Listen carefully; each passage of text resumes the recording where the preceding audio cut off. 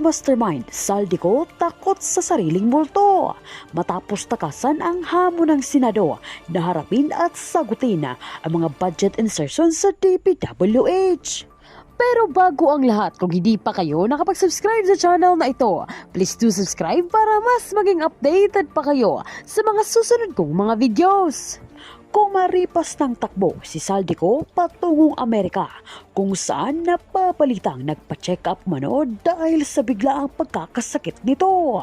Ngunit paniniwala ng nakararami nangangarag na ito sa takot kung kaya't nagtatago na lamang ito sa ibang bansa.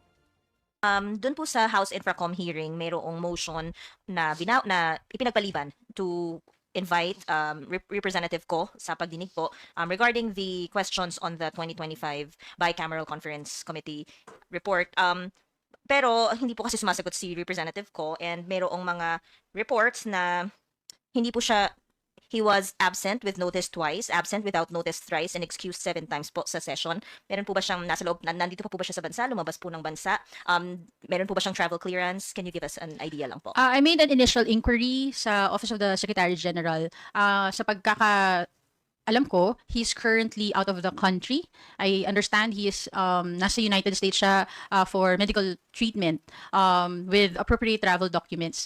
Kung ano yung mga travel documents na yon, wala pa akong copy. So I still have to coordinate further with the Office of the Secretary General.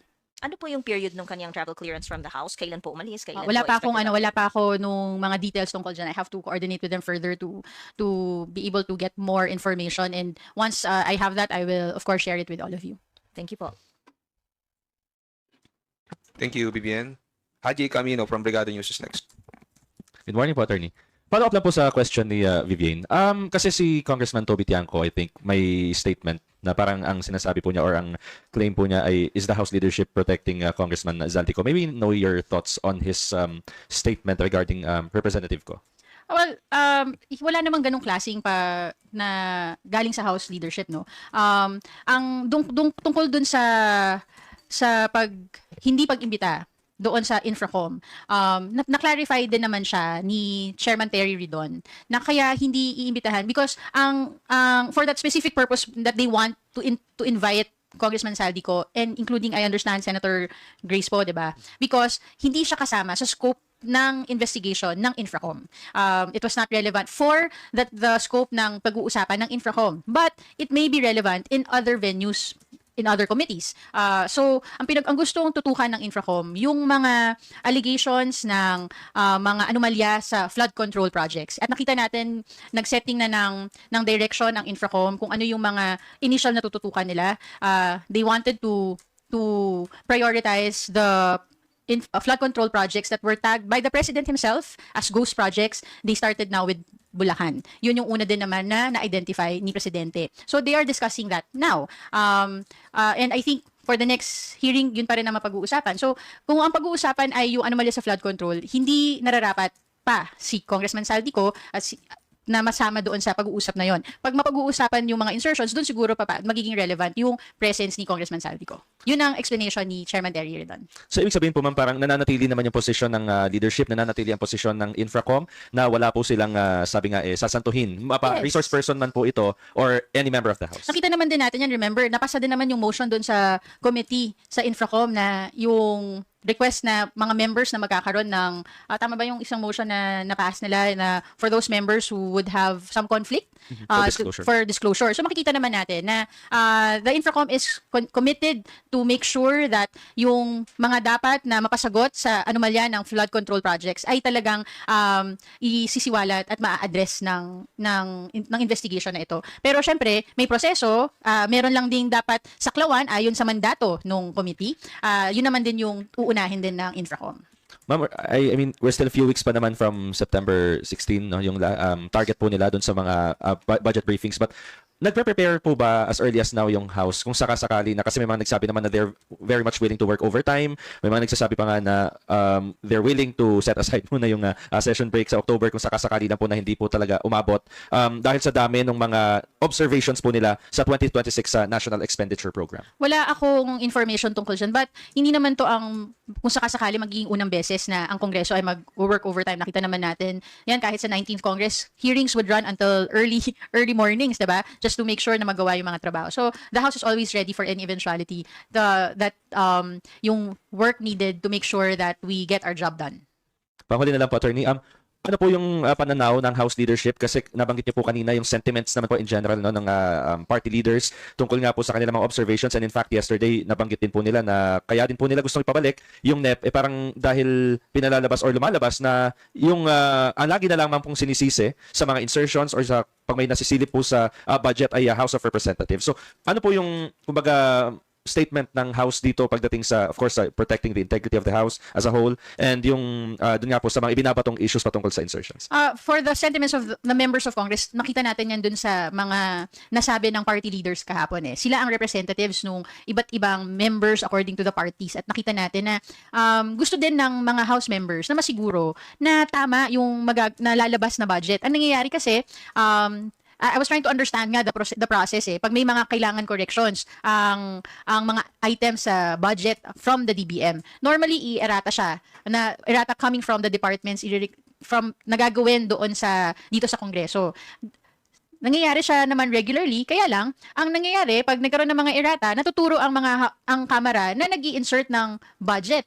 Sa ganitong kadami na kailangan i-errata na na-observe ng party leaders, masyadong madami to, na sasabihin, na later on matuturo na members na naman ng House ang gusto ng mga insertions. Kaya para maging klaro, para maging malinaw na nakita ng mga members na may mga kailangang ayusin at itama, hindi lang sa DPWH, kundi sa iba't ibang ahensya ng departments. At para masiguro na maging magawa nila ang kanilang tungkulin ayon sa konstitusyon, magampanan nila ang kanilang trabaho bilang panawagan sa direktiba din ng ating Pangulo. Mas gugustuhin nila na itama muna to ng DBM para mas magiging maayos at masinsin ang pag-aproba ng Kamara sa magiging budget ng ating bansa sa 2026. Thank you po, Attorney. Thank you very much.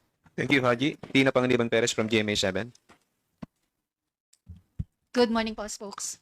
Ma'am, you mentioned kanina that you were not privy sa conversation ni Speaker with Secretary Pangandaman. But would you know how the party leaders were appeased? Did the Speaker talk to them? Anong sinabi niya? What? Because, sorry po. Kasi sabi po ni Representative Alvarez kanina na gusto pa rin sana nila ibalik yung budget, ayaw pa nila matuloy ito. But since nag-usap nga raw si Speaker at saka si DBM Sec, hinayaan na lang nila. Unfortunately, I have no information on that. I just saw also the interviews of some of the party leaders this morning. So wala akong mako-contribute dun sa discussion. Ma'am, nabanggit din kanina sa questions yung sa Infracom, there was a motion by Representative Jokno for the members of the Infracom to submit a written full disclosure of their business interests that may be connected to flood control projects.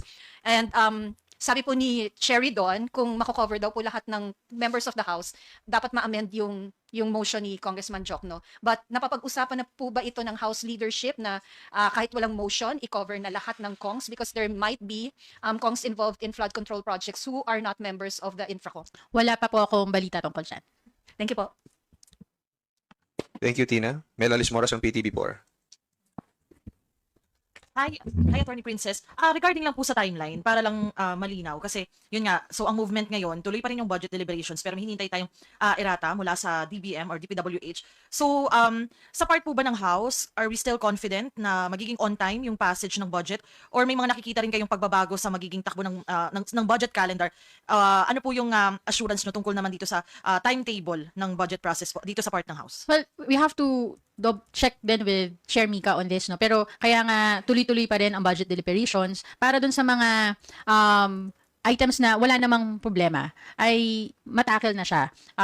Hindi natin alam kung paano ang magiging kung gaano kabilis yung magiging review ng DBM doon sa mga budget na may nakitang observations, may mga observations sa mga members. So pero it appears that the committee is still confident that they can still meet the timeline na tinitingnan ng House para ma-approve ang GAB. nakita naman natin kung gaano kabilis din yung developments no doon sa pag express ng sentiments ng party leaders, doon sa pag finding ways where we can address the issues ng mga party leaders. So we're still gonna wait kung ano pa yung mga magiging susunod na hakbang. But tuloy-tuloy ang trabaho ng Committee on Appropriations to ensure na may matatapos natin to doon sa time na in-identify nila. And again, kung magkaroon man ng adjustments, nagsabi din ng ibang party leaders that they're willing to work overtime for this. Opo. And ma'am, follow-up lang kasi kahapon, yun nga yung press ko ng mga party leaders. Ang main point kasi, ayaw ng mga party leaders na Kamara na naman yung masisi kung may problema dito sa budget. So, dahil po sa development, tingin po ba natin, kumbaga parang hindi naman masisisi na yung Kamara kahit hindi natin ibinalik yung NEP? Paano ulit yun?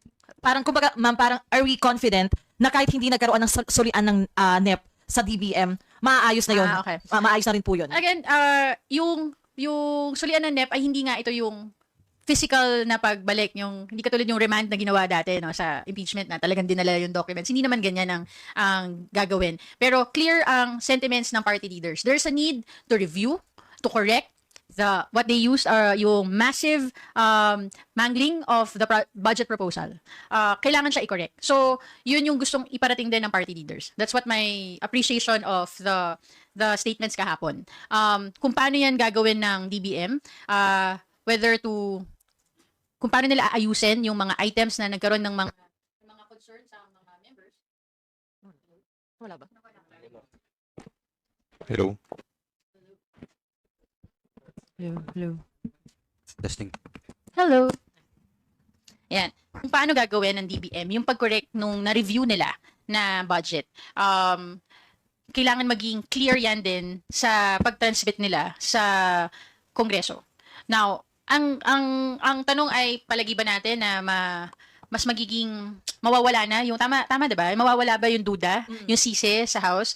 I'm sure, lalo-lalo na pagdating sa politika, meron pa rin isisisi sa House. Pero hindi naman to tungkol sa pagsisisi lang. Pero ang gusto din ng House of Representatives, yung tamang proseso na nagagampanan nila ang kanilang tungkulin. Gusto namin i-review at ipasa ang tamang budget. Paano namin yan ipapasa kung ang mali ay galing sa source? So, ayusin na muna. Itama muna para pagdating sa Kongreso, mapasa namin at ma-review namin at mapasa namin ng maayos yung budget na talagang maa-address ang concerns ng mamamayang Pilipino. Thank you po. Salamat, Mela. Babik Trinidad from Abante Radio. Ma'am, good afternoon po. Good morning po. Yung po bang pagpupulong kagabi with House Speaker, pwede po bang sabihin na yun din ang stand ng House Speaker na wag na lang idalhin sa, ibalik sa DBM po yung NEP? Hindi ko po masasagot kasi wala po ako dun sa pag-uusap na yun. Pero Hindi ko po yung- alam yung konteksto ng kanilang mga pag-uusap. But the fact na nagbago po ang isip ng mga party leaders, na nagbago sila ng desisyon. Hindi nagbago ang posisyon ng party leaders doon sa parte na meron pa rin kailangan i-correct at ayusin ang DBM doon sa mga nakita nilang problematic na mga items sa NEP. Yun, very clear yun. Yung, siguro yung mga nakikita natin mga statements na hindi na ibabalik, it's, yung maaring yung proseso, pero ang hindi nagbabago, yung panawagan na ang pagtatama ay dapat manggaling sa DBM. Hindi dapat yung House pa ang magtatama ng mga problemang dinadala nila sa Kongreso. Pero paano ho nila itatama yon kung hindi nila ibabalik? Katulad ng mga nabanggit ni Congressman Puno, I think pati ni Congressman Alvarez ba, yung na-interview kanina na sa deliberations, i-identify yung mga observations nila. Sabi nga dun sa interviews lang na talagang hihimayin nila ng husto. At mapapakita na yung pagko-correct ay manggagaling sa departamento or sa DBM at hindi lang siya mga corrections na ini-initiate ng mga members ng House. I think yun naman yung isa sa mga proseso na pwedeng gawin. Yun lang sa ngayon ang pagkakaintindi ko sa mga naging statements nila. Pero doon sa observations nila na maraming kailangang itama, na hindi lang siya iilan, pero napakarami, hindi po nagbabago yun. Thank you po. Salamat, Mabik. Janes Capanti from GMA Online. Attorney, good morning po. For the record lang po, so hindi mo na ibabalik as of the moment.